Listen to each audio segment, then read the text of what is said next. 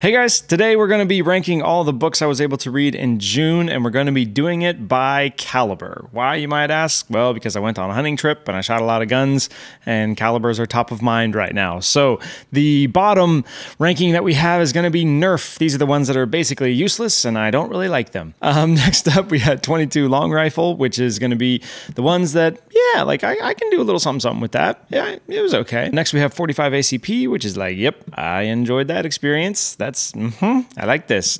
762 NATO is above that. That is just chef's kiss. I love me a 308. And then obviously God tier, we have 50 BMG. There's nothing that a 50 BMG can't do, and these are the best of the best. First off, we had Mistborn. This is the first book in the Mistborn series. I had a buddy that's been telling me to read this for forever, and he finally just let me borrow all three of them and was like, please read them and stop ignoring me. And so I decided to do that. I would like to give Mistborn 762 NATO, but honestly, coming out of it, I was at 45 ACP. And the main reason is because when I read the first book of The Way of Kings, or the Stormlight Archive technically, but the first book is The Way of Kings, I was like, 5 stars, a gajillion stars, this is the greatest thing I've ever read, I love this. And reading the first book of Mistborn, I was like, yeah, like it's totally solid. I'm excited to finish it. It's going to be, yeah, I'm really excited to see what happens out. My gut feeling is that the whole series is going to end up 5 stars because I have not read anything from Brandon Sanderson that wasn't 5 stars, but we shall see. The next book, however, was 50 BMG. 100%. I basically went into this book going, why would a guy who has read like 120 books a year for the past decade need to read a book called How to Read a Book? Because apparently I know how to read a book because I read a lot of books. Should probably make a rap out of that or something. But yeah, I read How to Read a Book and was like, oh my gosh. Well, okay. Apparently there was some stuff I needed to learn about how to read a book. I'm going to be doing a top shelf episode on this book. I think this book is essential reading for basically anyone, but especially if you are someone who wants to be a good reader and who wants to grow as a good reader, this book is just like it's required. It's absolutely essential. Do not pass go. Do not collect $200 without it. Like it is so important. And my main takeaway from this book was this idea that the last time that you read a good book well was the last time that you read a book which was above you and like kind of out of your grasp. And then in the reading of it, you expanded your mind and you worked at it enough that by the time you got done with it, your mind had expanded enough in order to grasp more of it than what you did when you went into it. And I was like, man, by that definition, like, whew, I need to work on my reading skills here. So yeah, How to Read a Book, just God tier. It was so good. It was so good. Next up, we had The Great Money Reset. I honestly don't remember much from this book. It was pretty just kind of like, okay, if you've read some personal finance books, you've probably heard all this before. The one thing that I did appreciate was that she did a really good job encouraging the proper mindsets and the proper like thinking through the consequences of stuff before you do it. And so this was very much with the idea of like, hey, COVID and all this in the past couple of years has opened up this opportunity for a lot of people to make some big changes, whether it's like a whole where we live and changing job and all that stuff, or just kind of like, hey, we just need to reassess everything. And I feel like one of the things she did super well was giving a kind of a solid, like, do this, do this, do this, do this, do this, as far as looking at everything and then coming up with that plan. And so this one, I'm gonna be nice. I'll give it the 45 ACP because if you've read a ton of money books, I don't think it's that great. I don't think it's worth 45 ACP. It's probably more like 22. But if you haven't read a ton of personal finance books, this is a great one to just grab onto and run with. Next up, we had The Hunter's Way. Craig did a great job in this book, just kind of writing a treatise on like what hunting means to him. It was very accurate to what hunting means to me and my whole family. My whole family's grown up hunting. I've been hunting for 22 years, something like that. And so I felt like this book was a great book for just like, if you have a non-hunting friend or someone who is like against hunting, but is open enough to kind of want to understand, like, what is it about this that people like and that speaks to people and whatever. I feel like this is a great book. It's pretty tiny. It's just a great one to just plop into their hands and say, hey, read this. And you'll have a better understanding of kind of, you know, where most people who like hunting are at. And so I'm going to give that one 762 for sure. Next up, we had The Comfort Crisis. This is how comfort is ruining our modern life. And it was 50 BMG all day long. I love this one. Probably going to do a top shelf episode about this one too. And yeah, it was just, oh, it was so good. The main thing that I took away from this was this idea of doing masojis. That's the word, masojis.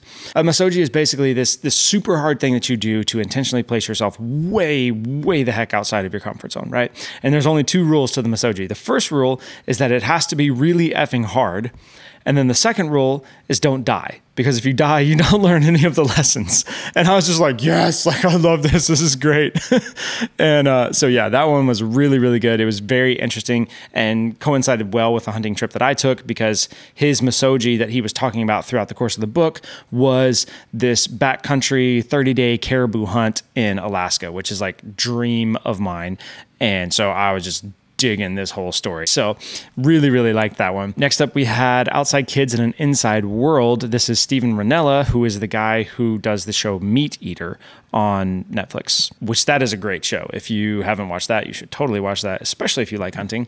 But this was his book about parenting, and about parenting in the modern world, where it's really difficult, and we have to be way more intentional about getting our kids out in nature and getting them engaged in nature. And I really enjoyed it. I think Steve is a very wise man, and his kids are a little bit ahead of mine, and he's a lot ahead of me in kind of some of his ability to do these kind of things easily and without a whole ton of internal resistance and everything. Still have a lot of that I'm working through.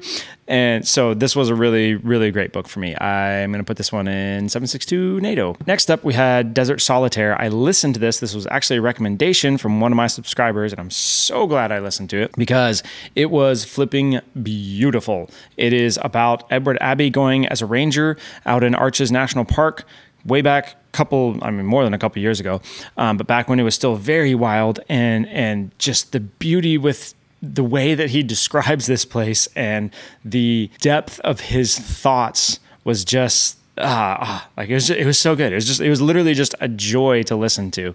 Yeah, it was just so good. It was really beautiful, and I like beautiful books. I like beautiful words. You know, sue me. So I'm going to put that one in 762 NATO as well. Next up, we had James Patterson by James Patterson. The funny thing about this is I have never read a single James Patterson book other than this. He's the world's most popular author, and I have never read any one of his fiction books. But I happened to see this at an airport that I was traveling through, and I was like, oh, that looks kind of interesting. Found the audiobook at the library and just decided to listen to the audiobook one day. And this was the perfect audiobook. The chapters were super short. The stories are all insanely engaging. And I listened to it over the course of like 1 or 2 days and just loved it. It was so good. And now I'm just like, oh, I want to read some of his other books because this was just absolutely great. I love this one. So I feel like just because of how much I'm gushing over it, I have to give this one 50 BMG because it was just awesome. I loved it. And then next up, we had Gmorning Gnight by Lin-Manuel Miranda. If you've been watching along this year, I've been trying to read a lot more poetry because poetry is difficult for me. But also poetry comes in fairly short packages most of the time. And so I can just leave it on the side of the bed and I can read that before I go to bed, and I don't get stuck in this like, oh, hey, I'm ready for bed now, but I have 50 pages left of this chapter. So I grabbed this one. I had seen my sister-in-law was reading it a couple of years ago, and I really just kind of flipped through it and was like, oh, that looks really fun. So I grabbed that one. This one was just great. It's just great little pep talks for morning and night. And specifically, it has really good illustrations of the type of illustrations that I'm interested in for a book idea that I have that I want to write. So I was not only paying attention to the poetry of it, but also specifically to the illustrations and how those were done. So that one's going to be 762 NATO for sure. And then the last one that I had was Do Hard Things. If you can't tell, there was kind of a theme here. Comfort Crisis, Hunter's Way, Do Hard Things. Do Hard Things is the science of real toughness. And this one, I feel like I have to give this one 50 BMG too. June was a great month, apparently. All right, I like this. Do Hard Things was so good. And the main premise of this is talking about how what we're kind of moving away from finally is this idea of toughness as just the external display, right? And if we just see the external display of toughness, that's been good enough. And so we're doing all these things and we're taking all these external pressures in order to force someone to have an external display of toughness rather than using the tools to develop internal resilience, to develop toughness inside of someone that is there and ready and waiting even if there's no external force threatening to punish them for not being tough. So one of the main things that he talks about is how we looked at the military, and we kind of took the wrong lesson from the military, where we look at something like Hell Week for the Navy SEALs, and we think that that's how they develop toughness, when in reality, Hell Week is a sorting process. That's how they sort who can kind of make it or not, but it's not at all how they actually develop or train toughness. Same thing with SEER training, with any of this stuff. There's this very distinct difference in the military between what they're doing to sort guys and what they're doing to actually develop toughness, because toughness is this internal characteristic, and true toughness is something that can only come from the inside of you. It can't be demanded from this external source that's threatening to punish you, because then as soon as the external thing is gone, then there's nothing left. There's no motivation for you to actually do it. The biggest thing that stuck out to me from this is this term of a thing called post-traumatic growth syndrome, which is the opposite of PTSD, and was something I had never heard of. Like I knew in principle what it was. He was specifically talking about Viktor Frankl and his experience, but it's just this idea that super traumatic things can actually cause very foundational internal growth in us if we handle them a certain way. And so that was just incredibly fascinating. I'm really glad that I own this book and The Comfort Crisis, because I'm definitely going to be going back to these multiple times in order to help kind of cement in my mind what is actually true about the way to develop real toughness and the way to get outside of my comfort zone and all the benefits of that. So yeah, there you go. That was everything that I read. Let me know if you guys have read any of those. Let me know what you read. If you enjoyed this video, please subscribe. We're actually getting really close to almost 500 subscribers, which is nuts to me. But if you want to be part of the group that helps push us over the edge of that, that would be awesome. I would love to see that. If you have any questions, comments, leave me a comment below. If you have a book you would like me to review, let me know. I'm always looking for extra books to read on my shelf that's just way too full of books to read. I want that to be continually overflowing. Anyways, I hope you guys are having a great day, and I'll see you in the next one.